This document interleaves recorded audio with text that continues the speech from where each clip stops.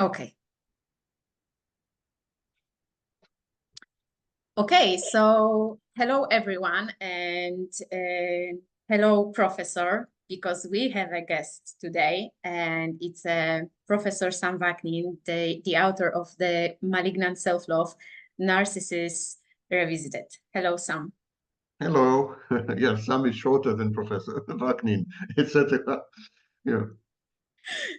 Yes, today I would love to speak with you about love, about Okay. what is love actually means, especially what does it mean when a person with NPD and when with BPD is saying, I love you.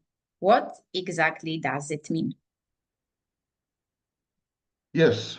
Well, the answer is a bit long because, like everything else with a narcissist, is complicated, is unlike other people. That's why they are narcissists and they are not other people. The narcissist is not capable of loving others. He is not capable of loving not only romantically, but he's not capable of loving friends or loving his children or loving, generally loving humanity, or he's incapable of the emotion of love. Now, in psychology, we do not make a distinction between loving your husband and loving your dog. This is love. It's the same emotion. It is manifested differently and has different behavioral aspects, of course. Hopefully, you don't behave with your husband the same way you behave with your dog. But the emotion behind this is absolutely the same. And the narcissist is incapable of it for 10 reasons. So it's going to be a bit of a long answer. I I'm ready. apologize in advance. First of all, the narcissist is not capable of recognizing the externality and separateness of other people. In other words, the narcissist is not capable of perceiving other people as external to him and as separate from him. Now, when I say him and her, half of all narcissists are women. So everything, I'm using the male gender pronouns, but it applies to women as well, women narcissists as well. So there's no capacity to recognize that other people are out there and that they are separate from the narcissist. The narcissist treats other people as internal objects, as extensions.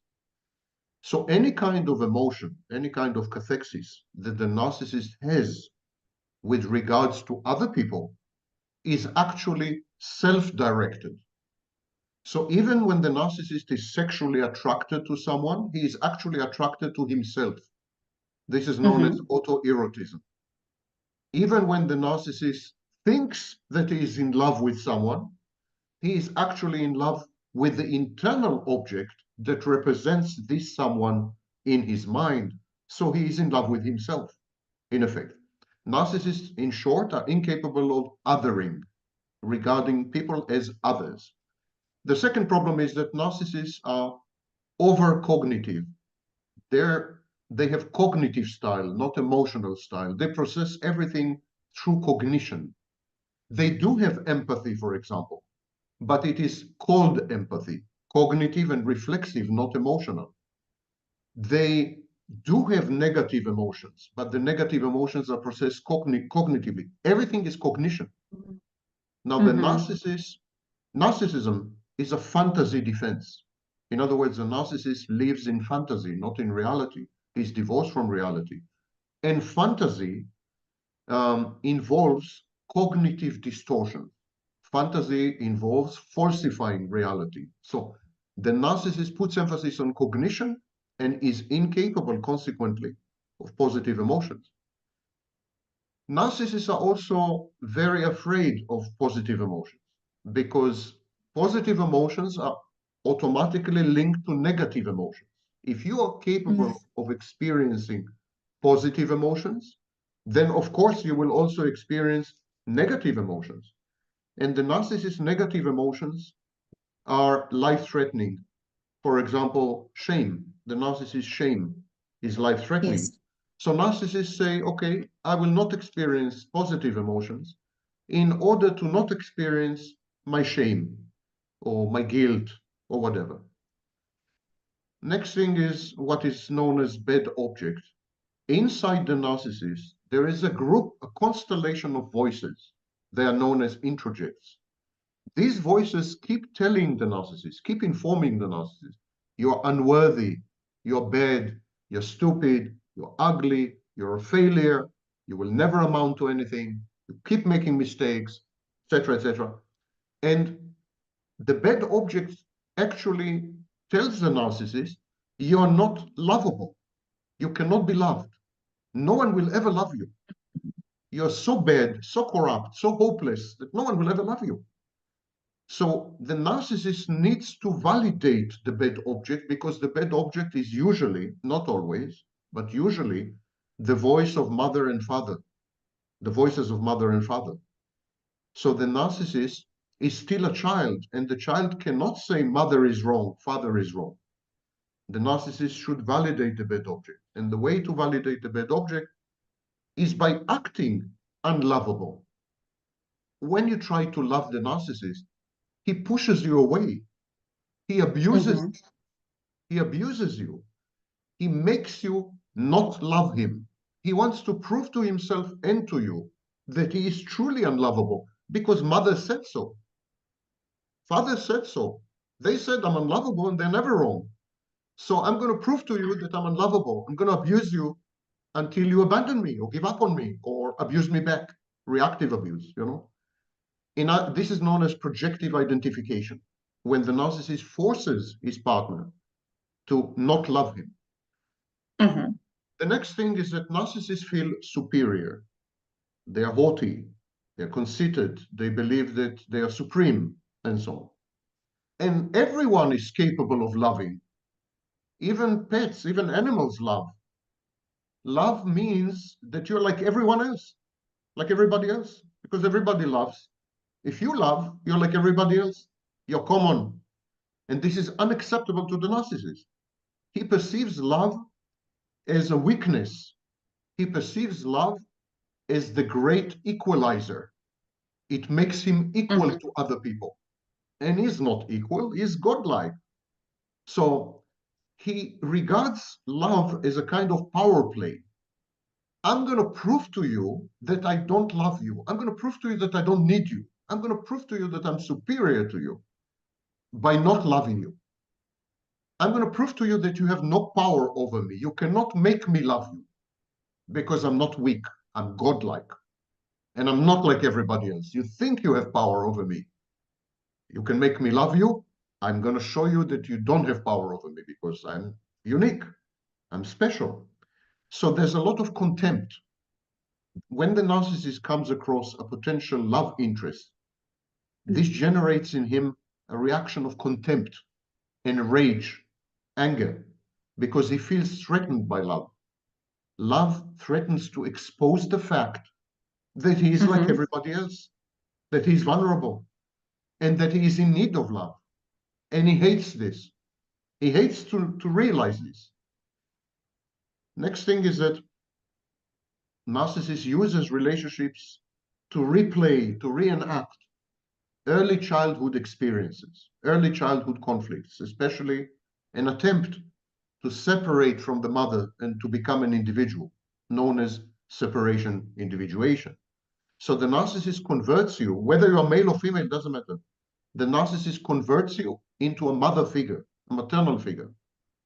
And then the narcissist has had a very bad, conflicted relationship with his original mother, with the biological mother. So he reenacts it, he replays it inside the relationship. He says, you are my new mother, and I'm going to do to you what I did to my original mother. I'm going to hate you the same way I hate my mother. I'm going to be angry at you the same way I'm angry at my mother. And I'm going to separate from you as I should have separated from my biological mother and failed. But with you, I'm going to succeed. I'm going to devalue you and I'm going to discard you. This is automatic. It's known as a repetition compulsion. It's not something that the narcissist can control. It's totally automatic. Mm-hmm. Another element in this is that if you are the mother, then having sex with you is incest. It's incestuous. So The minute the narcissist converts you into a maternal figure within a shared fantasy, which he does with everyone, the minute he does this, he cannot have sex with you anymore. It's incestuous. And he cannot love you also. It's also not okay. It's a taboo. He's breaking a taboo, which is very strong. Narcissists associate love with pain, rejection, and abandonment because this has been the first experience of love that they've had as children. As children, the narcissist is abused. It may be physically, maybe sexually, maybe emotionally, maybe verbally, maybe psychologically. Maybe the narcissist is instrumentalized, used as a tool to realize the mother's unfulfilled wishes or the father's hopes and expectations. Maybe the child is parentified, is forced to act as a parent to his own parents. Whatever the case may be, it's a bad experience. It's a horrible experience. So the narcissist learned as a child that love leads to pain, rejection, and abandonment. Love is not safe. There's no secure base. Love is not safe. Love involves a loss of control. Love involves a threat. Love involves an external locus of control. So love is anxiogenic, creates anxiety. In the narcissist, love creates anxiety. It's not a pleasant experience at all. It's a terrifying experience. The narcissist love, and this is the last point, the narcissist love is transactional. The narcissist has learned as a child that in order to be loved, he has to perform, he has to do something, he has to deliver something. If he fails somehow, he is not loved. He's not loved any longer. So this conditional love is the only form of love the narcissist knows. So the narcissist thinks that if you love him, you want something from him. He thinks that love is manipulative. You're using love to manipulate him and to conclude some kind of transaction in which you're going to have some benefits. And then he becomes very worried. He becomes anxious because what would happen if he fails to deliver? If he does not succeed to perform, you will leave him. You will leave him for sure, because it's a business deal, you know. So this also increases the anxiety. As you can see, as far as the narcissist is concerned, love sucks. It's a really, really bad experience on multiple levels, some of them unconscious, some of them conscious. And the only outcome of love is enormous anticipatory anxiety. Something bad is going to happen to me. As a narcissist, if I love, something bad is going to happen to me. Something bad is already happening to me inside because of my unconscious processes and so on. My grandiosity is challenged, but something bad is going to happen to me outside because I'm unlovable. And if people say they love me, they want something from me, the same way my parents did. And I'm bound to fail. The narcissist catastrophizes.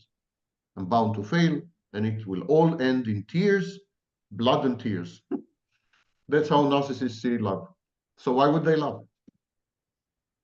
Thank you so much for this deep analysis. And above all that, I would like to ask, so why sometimes they insist that they can love, that yes, I love you.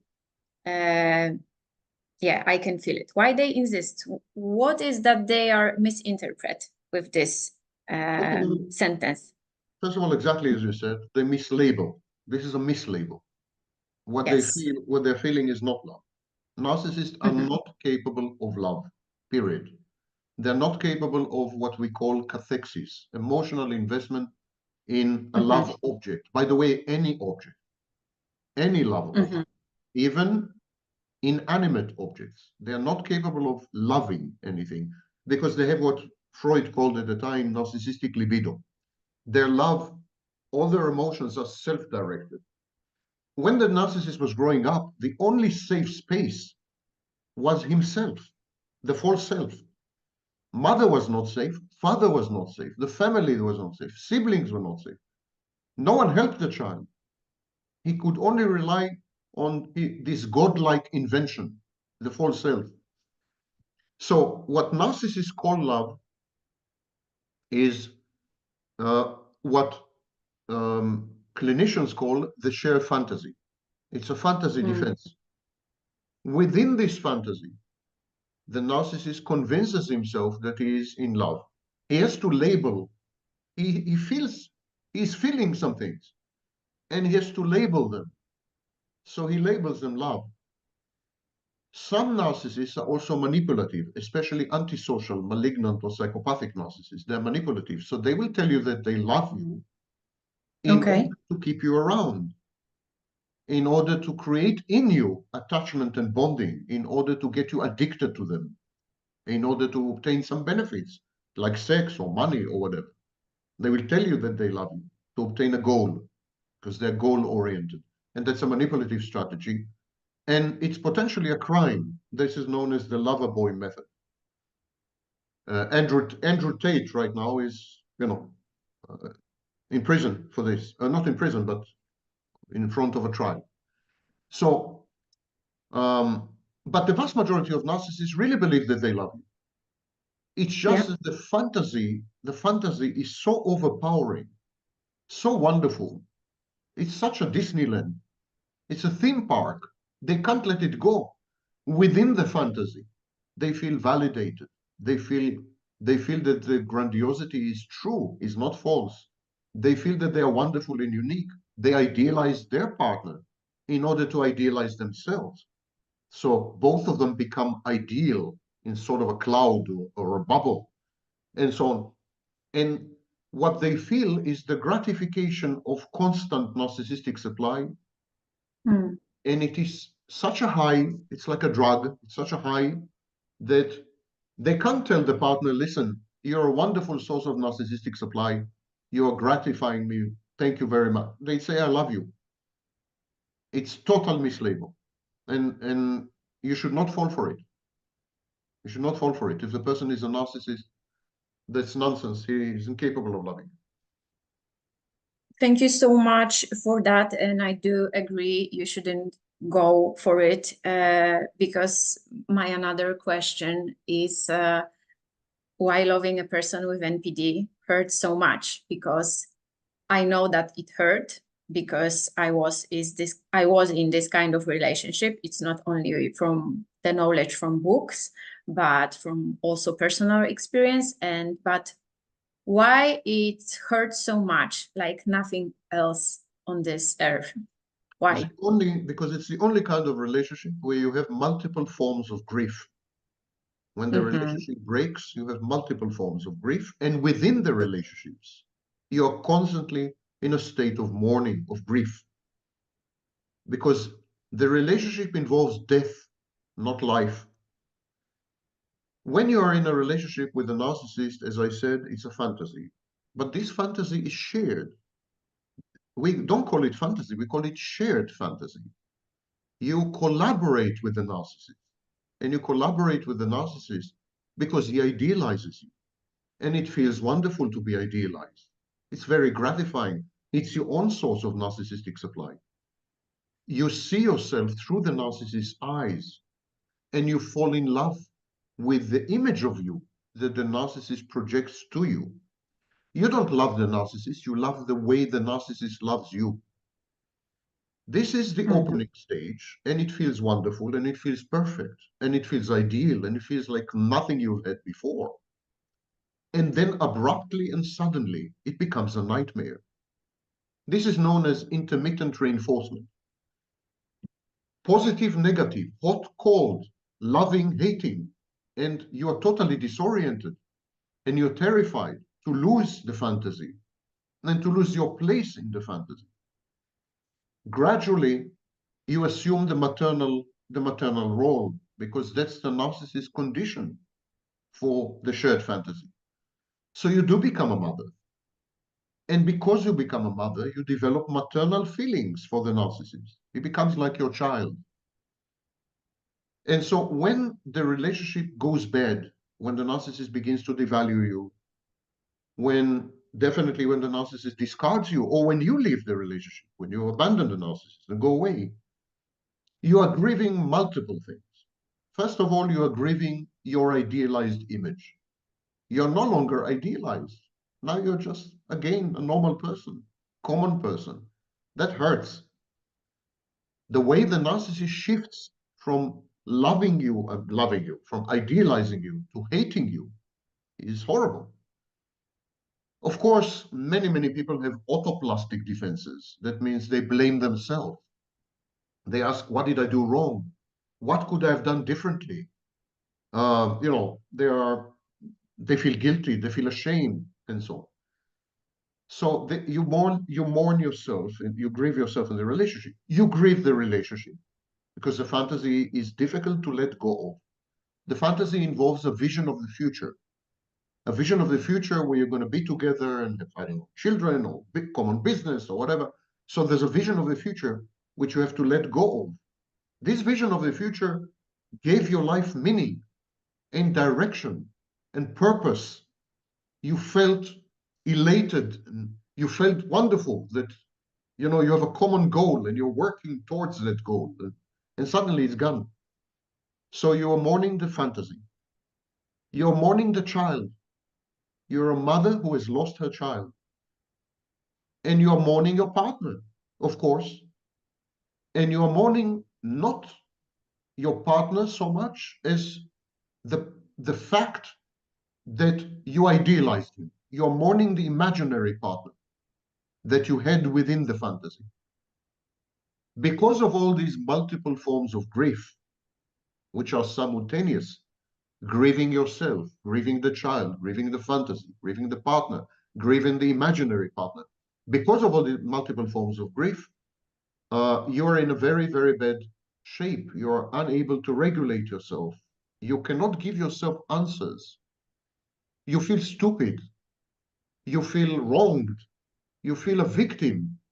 And at the same time, you feel that you must have done something wrong. You were the perpetrator. Maybe you were the abuser. You begin to doubt yourself. Maybe I'm the narcissist. Maybe it's a place of total disorientation and dysregulation. And in this sense, clinically, people in the wake of relationships with narcissists, clinically, they're indistinguishable from borderline personality disorder. So complex trauma or complex PTSD, which is a very common response to relationships with narcissists, is clinically the same as borderline personality disorder. You're reacting exactly the same. You are emotionally dysregulated. You are self-harming and self-destructive. You encounter huge emotions, very powerful emotions. You're overwhelmed by emotions of shame and guilt. You become aggressive and disempathic. You lose empathy. You feel like a victim. Then you feel like an abuser. These are all, you have mood swings, you have mood lability. These are all classical signs of borderline personality disorder. And so it's a bad place. It's a bad place to be. I do agree.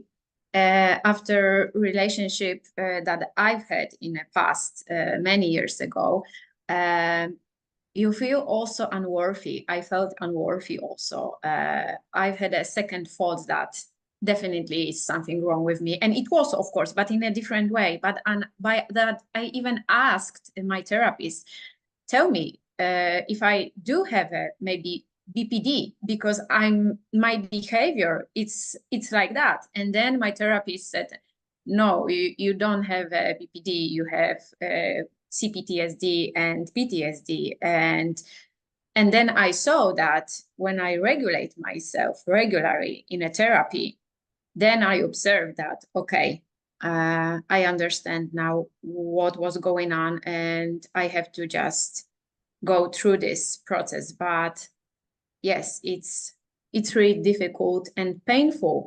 That's why I have also one question, one more. What would be one advice you could give to people, or to someone who who is thinking about this kind of a relationship to what they can do to stop this, and what they can do for themselves to not even start this kind of relationship with NPD, what they can do, how they can help themselves before it will start, because after and even during, it will be really painful. Well, there are many signs, but before I go there, you mentioned something very important. In order for the narcissist to devalue you and to discard you, victims must understand that the narcissist is having a relationship with himself, not with you. You don't exist. You're not an external object. You're an internal object in the narcissist's mind. He's having a relationship with himself. Now, don't forget that at the core of narcissism, there's a bad object. So the narcissist is having a relationship with a bad object. When the narcissist is in a shared fantasy with you, he is actually in a shared fantasy with a bad object. Because the narcissist is terrified of the bad object, what the narcissist does, he idealizes the bad object. He falsifies it. He says it's not a bad object. It's an all good object. But the minute the narcissist converts the bad object into an all good object, that means that the narcissist becomes a bad object. This is known as splitting.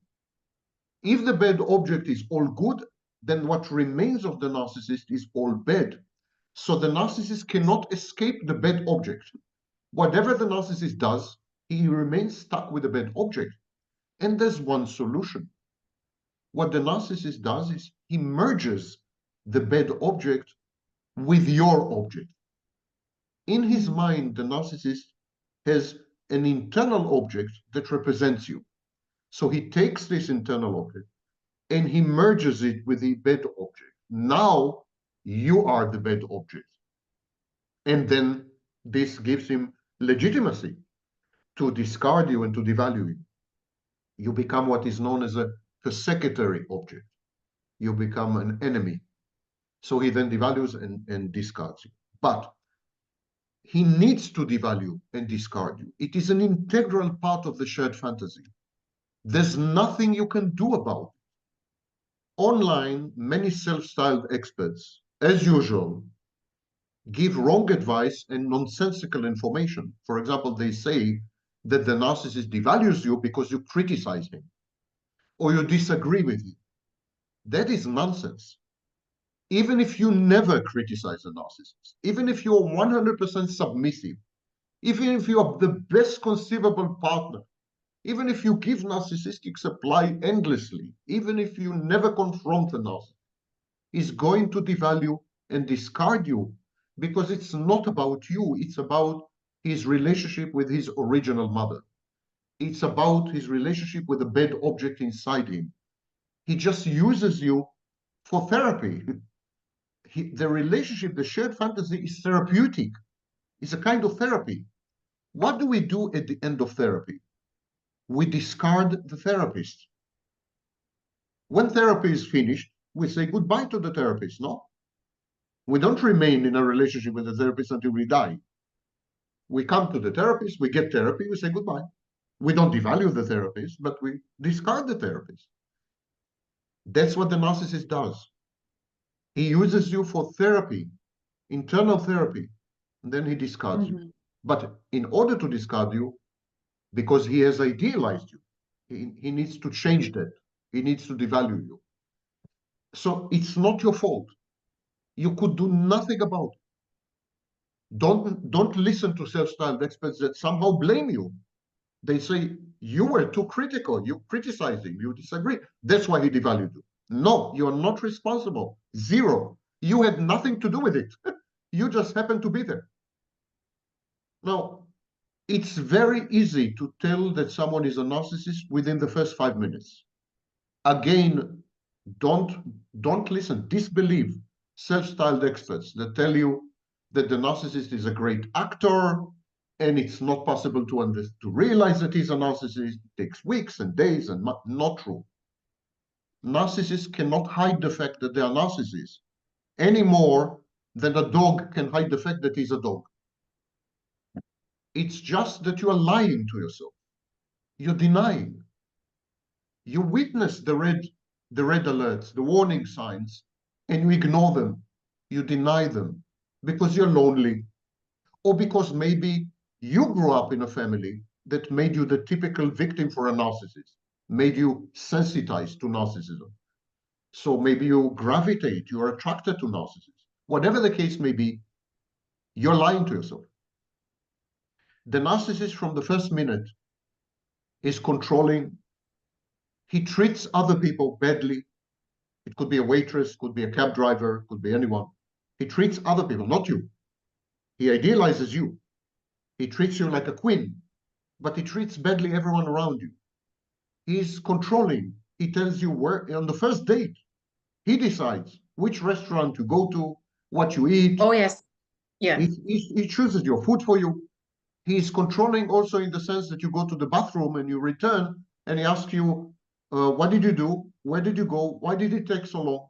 So you see the micromanagement, the control freakery. He is either not interested in what you have to say and keeps talking about himself all the time, or he keeps totally silent and he listens to you, but in a way like the police would listen to you. He's interrogating you. He's compiling a file on you. Also, he's bound to say things that are very uncomfortable. For example, if he sees that you have some vulnerability, some weakness, some fear, some anxiety, he will push it. He's a bit sadistic. He will push it. He will make you feel uncomfortable. He will make you feel self-aware and self-conscious. This happens in the first 5 minutes. Invariably, always.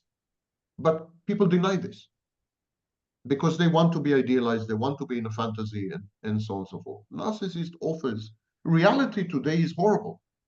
Who wants to be in reality? COVID, pandemics, wars, breakdown between genders, crime. I mean, who wants to be in reality? Reality really sucks. Terrorism, you name it. So here comes the narcissist and says, leave it to me. Come into my fantasy, and you no longer need to worry or to think or to make decisions. You can become a child. You're safe. Inside my fantasy, you can become a child again. And I will act as your parent, on condition that you act as my parent when I need to. So it's what I call dual mothership. It's an exchange of parenting roles. But don't believe and don't buy into the story that you've been deceived. Narcissists are very clear about who they are. Even covert narcissists are clear. For example, they're very passive-aggressive. They're malicious. They gossip. They say bad things about other people. They badmouth people. And they do it within minutes. Within minutes. They would make sadistic jokes about the waiter or the cab driver or you see that they're bad people, simply bad people. You see this. But you reframe everything. The covert narcissist has a passive-aggressive, sadistic sense of humor. So you say to yourself, oh, he is very funny. The narcissist mistreats other people, mistreats them, humiliates them in front of you, and you say to yourself, oh, he's a very strong person. You reframe everything positively because you want to believe it. You want to believe in the fantasy, and you've been alone for too long. And you feel lonely, and you feel the need to be with someone. And maybe you feel that you have failed in life or whatever, and the narcissist promises you to be a second childhood, second chance to succeed. Thank you for that, and for, like I said, deep analysis. And it's really, I think, important to remind us what is important and what is more healthy for us. And one good friend of mine told me that assertiveness and boundaries are really important, and I think they are. There. Thank you so much. Thank you Sam, for for our conversation and for your time, as always. And yeah, thank you so much. See you And next time. take care. Take care. Thank you. See you next time. Bye-bye. Bye-bye.